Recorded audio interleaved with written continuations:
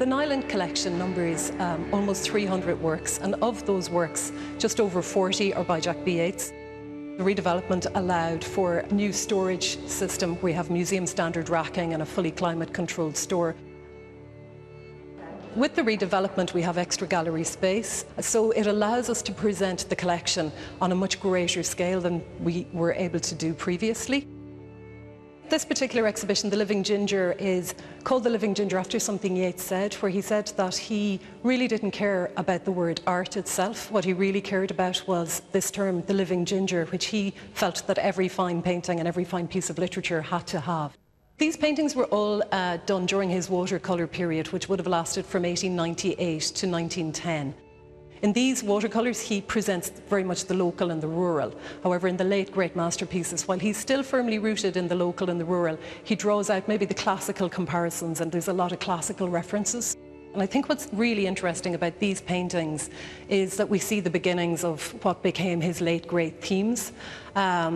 Themes such as kind of death, mortality, grief, memory, that he really went on to develop these themes in the great oils. His subject matter really remained the same. It was his style that changed drastically over the years. He was something of an outsider himself. He came from an Anglo-Irish family, but we know from his writings that he identified very closely with the ordinary Irish people. Even as a painter at that time, he would have been considered to be quite an outsider, that he didn't have maybe the conventional career.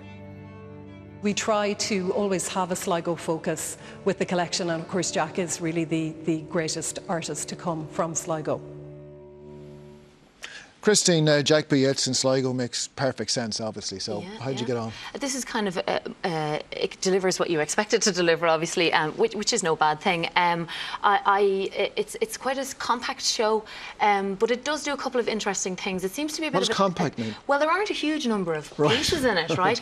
But I was expecting a bigger show, I don't know why, but it is a bit of an appetizer for what's to come, because they're doing a much bigger show, curated by Brian O'Doherty, which is opening in February. So it feels a little bit like an appetizer as well. Now, people know the Jack B. Yeats paintings, and they've seen them, and they're very, very familiar with them in reproduction and in reality.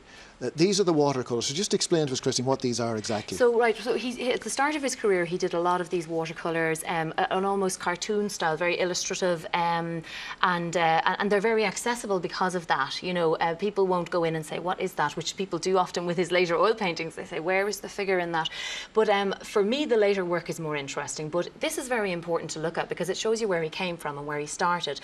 And there are there's a connection, isn't there? It's not as though he was doing one thing once and then started doing something else. I think there's a fault in the exhibition that doesn't demonstrate the connection, but possibly the show to come is going to do that. But he was a fantastic visual record taker. He was almost like a journalist, you know, making visual records of what was going on around him, and that was one of his great talents. And so Sligo loves him because Sligo's recognisable, you know, and this is a great show for tourists. I mean, foreign tourists and Irish tourists to go and see, you know.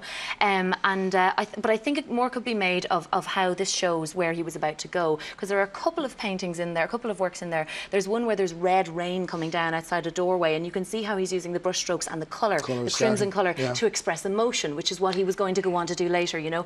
And so a bit more could be made of that, I think, for people, because I think this is a great way to get into Yeats, you know, to get into what he did later. Now, for some people, they're just not going to be interested in what he did later, but if you start to look at this and follow the path he went along, you could get into some incredible stuff. I mean, just being in the presence of some of his later oil paintings is just wonderful. But it's a good show. It's compact. I think everyone should go back again in February to see what they're going to produce. Yeah, well, I mean, what Christine said is true. It is kind of a taster for what's to come, isn't it? Yeah, you were saying compact. I was thinking small. When I went down there, I really enjoyed actually the exhibition, and you know, I do think it is a fabulous introduction because it moves through a lot of different types of work. It's illustrations, cartoons, banners, and then the watercolours, and it's really nice to see the breadth, even though if you might argue, well, this exhibition might lack cohesion from a sense of just doing one thing, but I really enjoyed getting to move around and literally move upon a very different type of his work. And actually the work that you're mentioning, the cars at the door with the crimson rain coming down, I thought that was stunning. I thought there were a few there that I could have just looked at all day and got more and more from. I mean, he has a very dramatic, brooding characters in his work, and there's this feeling of power and isolation and helplessness at the same time, and I love the extreme foregrounding of one one character with the eyes and close-up shots, and then of course you see the distant swimmers in the background, or a whole other life unfolding in the near distance. I've really got a lot from this, I have to say. I would have wished that it had been bigger, but I do appreciate that in February there will be a very large-scale exhibition, and this is a taster, as you were saying. So for what it is, very enjoyable and well worth going to. And any excuse to go to Sligo. Absolutely. Leonard Cohen one day, Westlife the next. Apparently Leonard was very interested in the paintings. I think they got a few out just for him to have a look at. Tell you.